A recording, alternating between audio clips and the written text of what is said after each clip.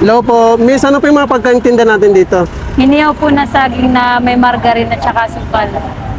Magkano po yung per stick? 20 lang po. 20. Opo.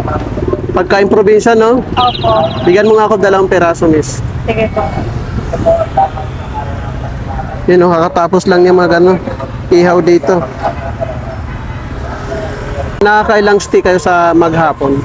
Minsan po 30, minsan 60 po. Madalas po kayo nagtitinda dito? Opo. Nagsisimula po ako mga 1 hanggang alas 8 ng gabi.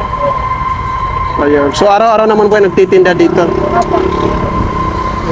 20 pesos, no? Opo. Ang isa.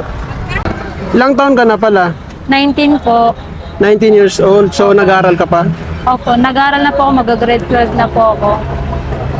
Tapos pag galing po ako ng school, diretso tinda na po ako. Dito ko po kasi kinuha yung mga pang-araw-araw ko po sa school at sa araw-araw na gastusin po. Pangbaon, no? Opo. Ano pala trabaho ng magulang mo? Vendors din po sila. Vendors din sila. Opo.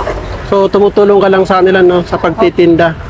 Opo. Para sa gastusin po sa araw-araw at sa school, para din na po nila problema yun.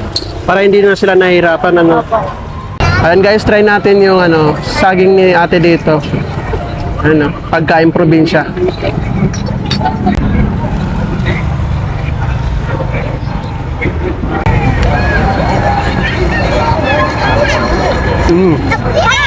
Sarap.